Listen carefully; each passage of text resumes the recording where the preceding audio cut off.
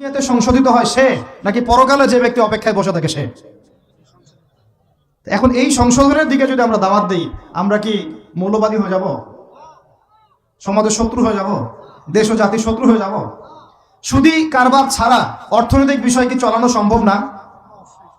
হ্যাঁ, যখন এই সুদী ব্যাংকিং সিস্টেম ওয়ার্ল্ড ব্যাংকেরটা তো 1995-এর দিকে আসছে। তারও আগে ছিল ওই যে ব্রিটেনের দি ব্যাংক অফ ব্রিটেন, যেটা প্রথমে ছিল, প্রথমের দিকে আর কি। ও সারা বিশ্বকে শাসন করতে এক সময়। তার আগে করেছে জার্মানি, তারপরেও আসছে ও। এই পশ্চিমাদের দৌরত্ব ফরাসি বিপ্লবের পরে। তো ওয়ার্ল্ড ব্যাংক আসছে 1995-এর দিকে, 45-এর পরে। এর আগে মুসলমানরা বিশ্ব শাসন করে নাই? চার খলিফা করেন নাই? উমাইয়ারা, আব্বাসীয়রা, ফাতেমেরা, মুঘলরা, তুর্কিরা, ওসমানীয়রা, তারা কি বিশ্ব শাসন করে নাই? তো তখন কি সুদ দিয়ে পুরো বিশ্বের অর্থনীতি পরিচালিত হয়েছে? বিকল্প কোনো ব্যবস্থা কি কোরআন এবং হাদিসে নাই? তো যদি সেটা থাকে, আর আমরা যদি এটাকে পাশ কাটায় যাই, গিয়ে পশ্চিমাদের এই অর্থনীতি যদি আমরা গ্রহণ করি, সেভাবে জীবনযাপন করতে থাকি, তো আল্লাহর সামনে কি ভাই আমাদেরকে দাঁড়াতে হবে না? আল্লাহ পাক আমাদের সবাইকে যেন কথাগুলো মন দিয়ে বোঝার তৌফিক দান করে। এখন যদি পুরো সিস্টেমটা আমরা চেঞ্জ করতে না পারি, ওই ক্ষমতা আমাদের নাই মনে করেন, ব্যক্তি জীবন থেকে সুদ দূর করা যাবে না? আমাকে কি রাষ্ট্র প্রশাসন একদম সুদ না খাইলে অ্যারেস্ট করে নিয়ে যাবে?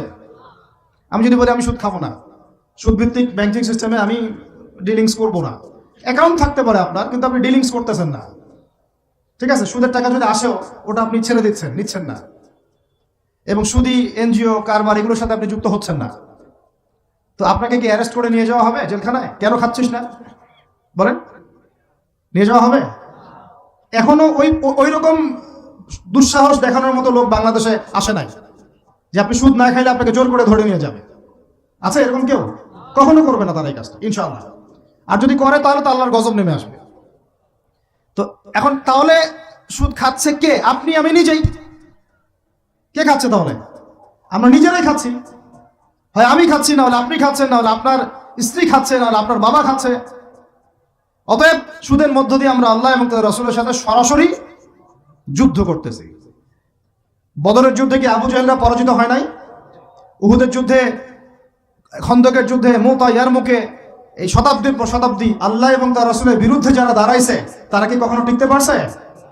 আজকে পশ্চিমারা সারা বিশ্বকে এভাবে সুদখোর বানিয়ে দিয়েছে, আর প্রত্যেকটা মুসলিম কান্ট্রি এর খপ্পরে পড়ে গেছে, বের হতে পারতেছে না। বের হওয়ার জন্য শুধু একটা জিনিস দরকার, একটা জিনিস, সেটা হচ্ছে আল্লাহ এবং তার রাসূলের প্রতি পরিপূর্ণ বিশ্বাস, ঈমান। এইটা আমাদের অর্জন হয় নাই, এটাই সত্য কথা। অর্জন যদি হতো তাহলে আমরা বিকল্প চিন্তা করতে পারতাম। যদি আফগানিস্তান আগামী 10 বছর এভাবেই অর্থনীতি চালাতে পারে, এখন তাদের যে অবস্থা, আগামী 10 বছর যদি আর নতুন করে যুদ্ধ বিগ্রহ না হয়, এবং তারা যদি এভাবেই আরো 10 বছর তাদের ডাবল কারেন্সির অর্থনীতি চালাতে পারে, সুদহীন, জাকাত ভিত্তিক, ইসলামিক, আমাদের বিশ্বাস আগামী 10 বছরে দেখবেন তারা মার্কিন ডলারের উপরে আধিপত্য বিস্তার করেছে, ইনশাআল্লাহ। ইনশাআল্লাহ। আমি ইকোনমিক্স নিয়ে পড়াশোনা করেছি ভাই, এমনি কথা বলতেছি না। অনলাইনে যারা আপনাদেরকে এইসব তালগোল মার্কা কথাবার্তা বুঝায়, যে কাগজের টাকা নিয়ে উল্টাপাল্টা কথা বলছে, ইলেকট্রনিক মানি নিয়ে উল্টাপাল্টা কথা বলতেছে, বিটকয়েন, ক্রিপ্টোকারেন্সি নিয়ে কথা বলতেছে উল্টাপাল্টা, ভাই এগুলো আমরা জেনে বুঝে কথা বলতেছি, জেনে বুঝে পড়াশোনা করে। এগুলোর উপর আমরা থিসিস করেছি ইউনিভার্সিটিতে, এগুলোর উপরেই। এমনি কথা বলতেছি না যে পেপার মানি আপনার পকেটে, আমার পকেটে যেটা আছে আপনার পকেটেও সেটাই আছে, এর ভিতরেও সুদ আছে। ইলেকট্রনিক মানি যেগুলো আমরা ইউজ করতেছি, এগুলোর ভিতরেও সুদ আছে, অল্প হোক আর বেশি হোক। এর সামনে আসবে বিটকয়েন, ওইটার মধ্যে সুদের ভিতর উপর সুদ, তার উপর আসতেছে একটা সিস্টেম যেটা অলরেডি কয়েকটা কান্ট্রিতে অ্যাপ্লাই হয়ে গেছে, চায়নায়, উত্তর কোরিয়া, দক্ষিণ কোরিয়া ইত্যাদি কান্ট্রিতে। এটা হলো ক্যাশলেস সোসাইটি, মানে কোনো ক্যাশই থাকবে না সোসাইটির মধ্যে, ডিজিট থাকবে, খালি ডিজিট। মানে আপনি বলতে পারবেন না যে আমার 1 লক্ষ টাকা আছে। যদি বলি 1 লক্ষ টাকা আছে, টাকাটা আমার হাতে দেন দেখি, আপনি হাতে দিতে পারবেন না, দেওয়ার মতো কিছু নাই। ওইটা আপনার ডিজিটে থাকবে, নাম্বারে, ফিগারে, 1 লাখ, এটা ফিগার। ইতিহাসে এমন কোনো কারেন্সি আসে নাই যেটা ধরাও যায় না, ছোঁয়াও যায় না, পকেটেও রাখা যায় না। এটা আসতেছে সামনে। যারা বুঝে না এগুলা, আমরা আক্রমণাত্মক কথা বলতে চাচ্ছি না, আল্লাহ পাক তাদেরকে হেদায়েত দান করুন। এগুলো হচ্ছে ভবিষ্যৎবাণী, আদতে এইগুলা বর্তমান বিশ্বে চলতেছে, আমাদের সে সম্পর্কে জ্ঞান নাই। আমরা অনেকেই ক্যাশলেস সোসাইটি প্রতিষ্ঠার চেষ্টা করতেছি, এটার মধ্যে যতটুকু কল্যাণ আছে না, তার চেয়ে বেশি অকল্যাণ আছে। যখন আমরা একটা জিনিস চালু হয়ে যায় তখন সবাই কিন্তু প্রতিবাদ করি না, যখন চালু হয়ে যায় তারপরে ওরা যখন ইসলাম বিরোধী এজেন্ডা বাস্তবায়ন করে তখন আমাদের টনক নড়ে। এক্সাম্পল দেই একটা, তাহলে বুঝবেন। আজকে ট্রান্সজেন্ডার নিয়ে যারা পেট্রোনাইজ করতেছে, পিছন থেকে ফান্ডিং করতেছে, এটাকে প্রমোট করতেছে, অনলাইন অফলাইন যেখানে ঢুকবেন খালি এগুলোই দেখা যাচ্ছে, এর পিছনে একটা সুদী এনজিওদের হাত আছে। কাদের হাত আছে? তো এখন সারা দেশে যখন এরা কারবার শুরু করেছিল তখন আমরা কিন্তু সবাই মিলে এইভাবে প্রতিবাদ করি নাই। আজকে যখন তারা একটা জিনিসকে প্রতিষ্ঠা করার চেষ্টা করতেছে ওদের স্বার্থে, ইসলামের বিপক্ষে, এখন আমাদের অনেকে টনক নড়তেছে যে আরে এ কি হচ্ছে, আমাদের মুসলমানদের বাচ্চারা এগুলো কি শিখতেছে।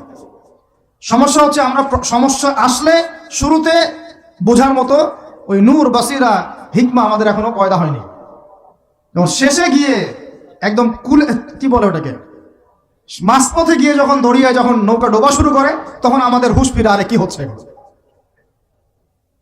তো আল্লাহ পাক আমাদেরকে বিজয় দিবেন এটা প্রতিশ্রুতি দিয়েছেন। যে একটা নিয়ে কথা বলতে গেলে ভিতরে চলে গেছে, আমার সমস্যা এটাই, আলোচনা করতে গেলে একটু বেশি ভিতরে চলে যাই, পরে আর বেরোতে পারি না। আপনারা কি আলোচনা বুঝতে পারতেছেন? আল্লাহ পাক আমাদেরকে প্রতিশ্রুতি দিয়েছেন যে তোমরা দুশ্চিন্তাগ্রস্ত হয়েও না, তোমরা টেনশন করো না, ভয় পেও না, হীনবল হয়েও না, আনতুমুল আ'লাউনা, তোমরাই বিজয়ী হবে এই দুনিয়াতে এবং আখিরাতে, তোমরাই বিজয়ী হবে ইন কুনতুম মুমিনিন, যদি প্রকৃতপক্ষে মুমিন হয়ে থাকো। আমাকে বলেন, যারা আজান শুনেও নামাজে যায় না এরা কি মুমিন? বলেন। আপনি মনে করছেন আমি জুমার নামাজ তো পড়ি, ঈদের নামাজ তো পড়ি। এমনও হতভাগা মানুষ আছে পৃথিবীতে যাদের নামাজ প্রথমবার তারা নামাজ পড়ে জানাজার নামাজ, আছে না ভাই? আল্লাহ পাক আমাদের সবাইকে 5 ওয়াক্ত নামাজি হওয়ার তৌফিক দান করেন, এবং কাজা নামাজ অনেকের আছে, আল্লাহ পাক সেগুলো আদায় করার তৌফিক দান করেন। আপনারা যখন হজ উমরা সফরে যাবেন বেশি বেশি সেখানে নামাজ পড়বেন, কারণ ওখানে 1 রাকাত নামাজ হারাম শরীফে পড়লে 1 লক্ষ রাকাতের নেকি হয়, আর মদিনা মুনাওয়ারায় পড়লে মানে হারামে পড়লে 1000 নেকি হয়। আর এই দুইটা আমরা খুব ভালো জানি, মিম্বরে আলোচনা হয় খুব, মাশাআল্লাহ, তাই না? তো নসিহত হচ্ছে ওখানে গিয়ে আমরা বেশি বেশি নামাজ পড়বো, নফল নামাজ, ঠিক আছে? কাজা নামাজগুলো হিসেব করে আদায় করার চেষ্টা করবো ইনশাআল্লাহ। তবে হাদিসে আরেকটা জায়গা আছে, ওইটা আমরা ভুলে গেছি। আরো একটা মসজিদ আমাদের আছে ভাই, যেখানে 2 রাকাত নামাজ পড়লে জীবনের সব গুনাহ মাফ হয়ে যায়। ওইটা আমাদের পাঠ্যপুস্তকে নাই, আমাদের চেতনায় নাই, আলোচনায় নাই, মিম্বরে নাই, খুতবায় নাই। সেই মসজিদ কোথায়? ওই মসজিদ কি আমাদের না ইহুদিদের? কি মনে হয় আপনাদের? ওই আল আকসা কি আমাদের না ওদের? ওইখানে 2 রাকাত নামাজ পড়লে, সফর করে 2 রাকাত নামাজ পড়লে জীবনের সব গুনাহ মাফ হয়ে যাবে। ওইখানে আমরা এখন ঢুকতে পারি না। কারো কোনো ফিকির আছে? ইয়াংদেরকে বলতেছি ভাই, লেকচারগুলো আমাদের বেশিরভাগই ইয়াংদের জন্য। যে এই যে সেলফি, এই শোডাউন, একজন বক্তাকে আপনি দেখতে চান, ইসলামী সেলিব্রিটিজম, এগুলো যে চালু করেছি আমরা, এইগুলো দিয়ে দিন আল্লাহর জমিনে কায়েম হবে না। এগুলো ভালোবাসা মহব্বতের নিদর্শন না। সত্যি সত্যি যদি আমাদেরকে আপনারা মহব্বত করে থাকেন, এমনভাবে নিজেকে গড়েন যাতে বাইতুল মুকাদ্দাস জয় করতে পারেন। ওই দিন বুঝবো যে আপনারা আমাদেরকে মহব্বত করেন, আমাদের কথা শুনেন, মানেন, বুঝেন। এমন একটা জামা আমাদেরকে করতে হবে যার একজন নেতা থাকবে, একটা নেতা, একদম সামি'না ওয়া আতা'না, শুনলাম মানলাম, এমন নেতা।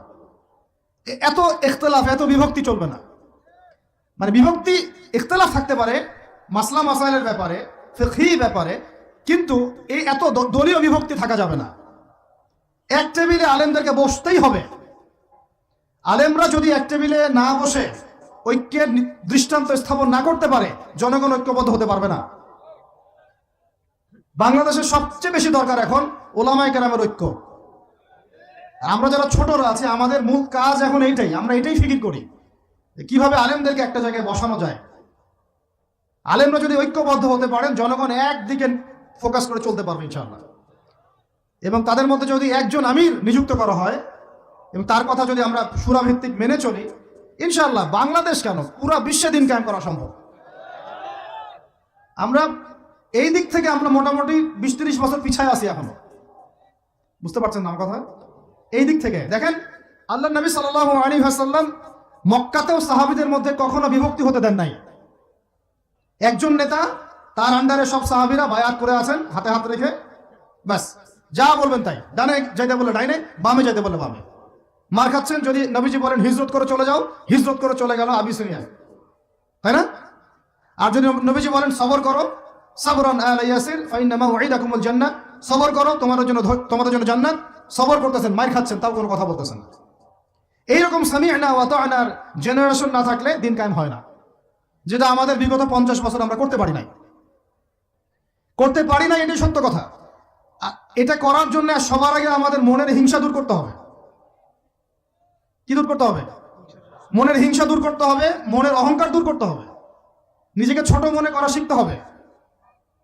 আমি ছোট মানুষ, বড়রা যে দায়িত্ব দিবেন সেটা পালন করব, আলেম ওলামার সহবতে থাকবো, তাদের পরামর্শ চলবো, আমাকে যেভাবে গাইড করেন সেভাবে চলবো, যখন যে দায়িত্ব আসবে সেটা পালন করব। চিন্তা এরকম না থাকলে আপনি চলতে পারবেন না, বিদ্রোহী হয়ে যাবেন তখন। বেয়াদবি, এই যে প্রথমে একটা কথা বলছি, বেয়াদবি। আমরা অনেকেই বড় বড় বরেণ্য আলেমদের সাথে বেয়াদবি করছি, তাদের মানিজ্য হানি করছি। অনলাইনে লাইভে চলে আসলাম, একটা কথা বলে দিলাম, একটা পোস্ট দিয়ে দিলাম, ভাবছি আমি ইসলামের বড় উপকার করে ফেললাম। আদতে আমি বিশৃঙ্খল একটা অবস্থা ছিল, আরো বিশৃঙ্খলতা বাড়ালাম। আমি কাছাকাছি তো আনতেই পারলাম না। কিছু মানুষের কাজ দেখলে মনে হচ্ছে যে তাদের একটাই কাজ। কি একটাই কাজ? অনলাইনে একটা একটা করে আলেম, একটা একটা করে বক্তা, একটা একটা করে দায়ীর নাম ধরে ধরে সমালোচনা করা। এটা করে আপনি দিনের কি উপকারটা করতেছেন? এই কাজগুলো করে আপনি দিনের কোন জায়গায় খেদমতটা করতেছেন বলেন?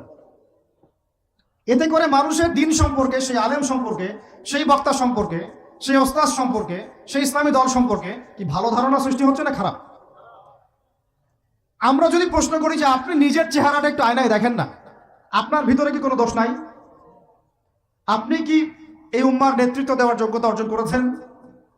কতগুলো কিতাব পড়েছেন? কি ডিগ্রি অর্জন করেছেন? কতটুকু সার্টিফিকেট অর্জন করেছেন? কতটুকু তাসকিয়া অর্জন করেছেন? কতটুকু আপনি নূর অর্জন করতে পারলেন? কতটুকু বাসিরা আছে আপনার? কয়টা মসজিদ করেছেন? কয়টা মাদ্রাসা করেছেন? কয়টা ইসলামিক সংগঠন করলেন? কয়টা কিতাব লিখলেন? কয়টা লেকচার দিলেন? আপনি নিজে কি করলেন দিনের জন্য? এই চিন্তাটা করা দরকার নাই যে আমি নিজে কি করলাম দিনের জন্য, ও কি করলো, ওর কি খেদমত, ওর কি দোষ, ওর কি ত্রুটি, এইগুলোর চর্চা আমরা ব্যস্ত হয়ে আছি এখন। এই একটা কারণে আমাদের ওলামায়ে কেরামদের মধ্যে ঐক্য হচ্ছে না, দুর্ভাগ্যজনকভাবে। কারণ আমরা একটা শ্রেণী আলেমদের ইজ্জত ধোয়ার পিছনে লেগে গেছি। একজন আলেম না একটা ভুল করছে, ভাই আলেম মানুষ তো, কেন বেয়াদবি করতে হবে আপনাকে? কেন আপনাকে একটা সেশন করতে হবে? কেন একটা এটা করতে হবে, সেটা করতে হবে? চুপ করে থাকেন। আপনি পারলে তার সাথে আপনি পার্সোনালি দেখা করেন, তার কাছে যান, তার কথার পিছনের কারণটা খুঁজে বের করার চেষ্টা করেন। ইসলামের খেদমত এগুলো হচ্ছে না, তো ওইদিকে যেতে যাচ্ছি না। একটা রিকোয়েস্ট করবো আপনাদেরকে যে আমরা সবাই একটা দায়িত্ব কাঁধে নেই, যে এই উম্মতকে বিজয়ী করার জন্য আমারও কিছু দায়িত্ব আছে। আপনার দায়িত্ব নেই ভাই? এখন আপনি আয়নার সামনে আজকে রাত্রে দাঁড়ায় অনেস্টলি সততার সাথে দাঁড়াবেন, দাঁড়ায় আপনার চেহারা আয়নায় দেখবেন, দেখে চিন্তা করবেন যে আসলে আমি আজ পর্যন্ত এই উম্মাকে কি দিয়েছি। বলেন কি বললাম ভাই? আয়নার সামনে দাঁড়ায় কি বলবেন? আমি আদনান, আমি আব্দুর রহমান, আমি আব্দুর রহিম, আমি অমুক, আমি তমুক, আমি ইসলামকে, উম্মাকে, আল্লাহকে, রাসূলকে কি দিয়েছি এই পর্যন্ত। যদি আপনার মনের মধ্যে সততা থাকে, জবাব ওই আয়নার তসবির আপনাকে দিয়ে দিবে।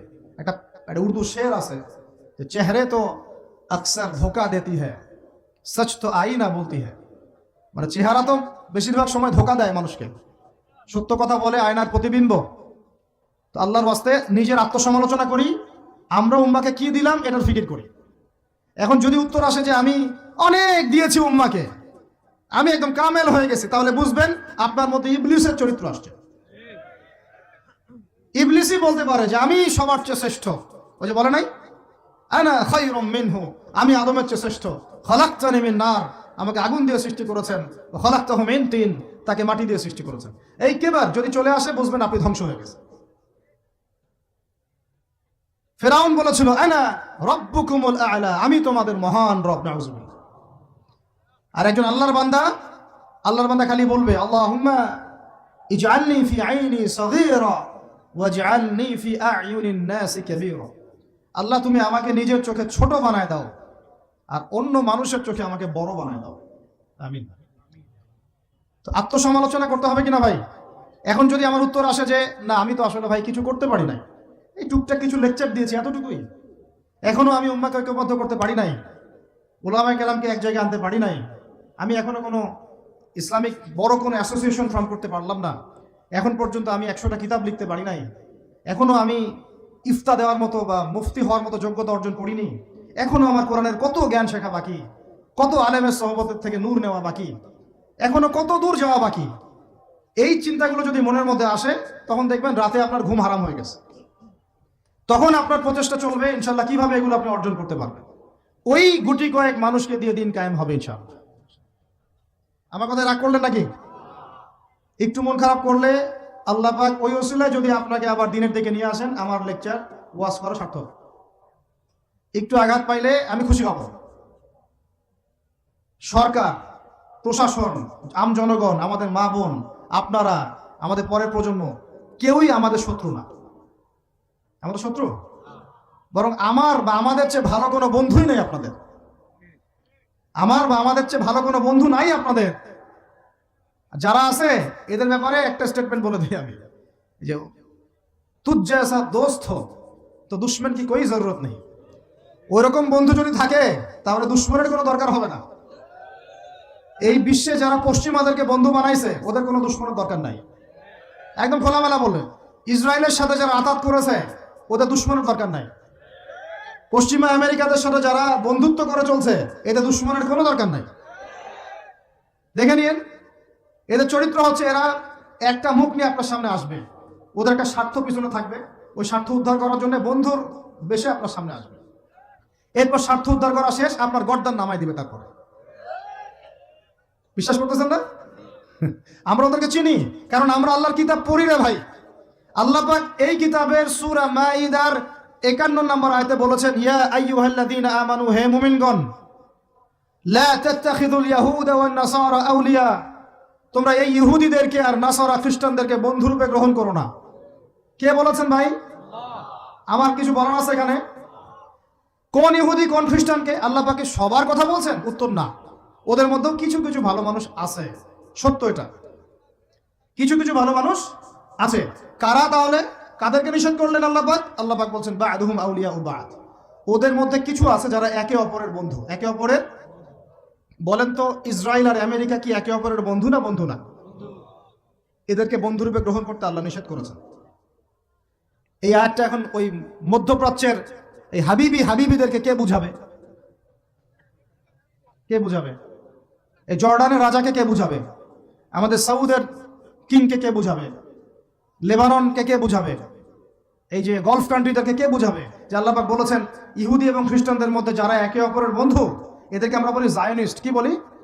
জায়নিস্ট, মানে জায়নবাদী। এরা জায়নিস্ট মুভমেন্ট চালু করেছে সারা ওয়ার্ল্ডে। এদের উদ্দেশ্য হচ্ছে হোলি ল্যান্ডটা দখল করা, মানে ওই নীল নদ থেকে ইউফ্রেটিস পর্যন্ত দখল করে ওইখানে দাজ্জালের শাসন কায়েম করা, এটা ওদের লক্ষ্য। এই একটা লক্ষ্যের আগাচ্ছে। এদেরকে আল্লাহ পাক বন্ধুরূপে গ্রহণ করতে নিষেধ করেছেন। এই আয়াতটা আপনি ওদেরকে কিভাবে বোঝাবেন? আল্লাহ পাক আরো বলছেন ওয়া মা ইয়াতাওয়াল্লাহুম মিনকুম, আয়াত কিন্তু শেষ হয়নি এখনো।